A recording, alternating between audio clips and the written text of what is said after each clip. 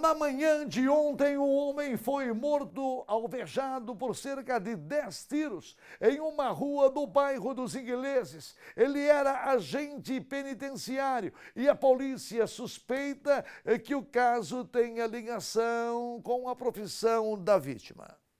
Misael Baruf, que completaria 31 anos de idade em outubro, foi morto a tiros nesta rua residencial situada no norte da ilha. O agente penitenciário dirigia este automóvel Clio com placas de São José minutos antes do crime.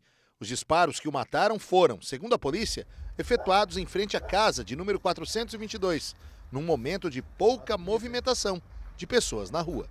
O crime ocorreu por volta das 7h40 da manhã, no momento em que Misael saía de casa, onde vivia com a esposa e uma filha pequena, para ir na padaria.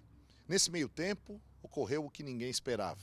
Ele foi executado exatamente nesse ponto da Rua do Marim, aqui no bairro Ingleses, no norte da ilha.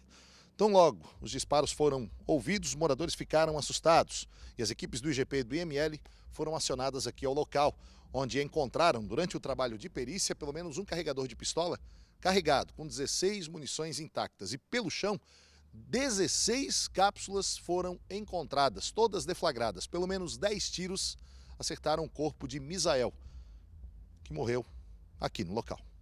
Os autores do homicídio estavam nesse automóvel Palio com placas de Florianópolis que havia sido furtado em outra rua dos Ingleses horas antes. O carro chegou a ser avistado por testemunhas em alta velocidade e foi abandonado com a porta do lado do motorista destruída. A parte dianteira do carro do agente penitenciário também estava danificada, mas não havia marcas de disparos em nenhum dos dois veículos.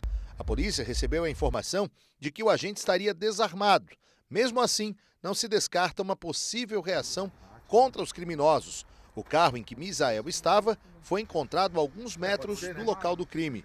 Na rua em que ele foi morto, os moradores ficaram assustados ao ouvir os disparos. Eu estava dormindo, aí era mais ou menos umas 5h, 6, eu escutei o tiro. Eu estava em casa com meu pai e com a minha mãe. Foram muitos tiros, não? Foram bastante, acordei por causa disso. Eu pensei até que fosse lá em casa os barulhos, mas aí estava muito forte.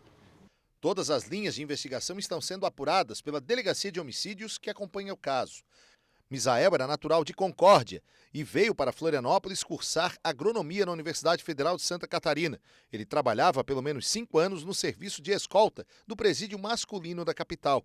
Foi o terceiro agente penitenciário morto desde 2012 em Santa Catarina. A morte de Misael comoveu os agentes penitenciários do Departamento de Administração Prisional, que estão em luto.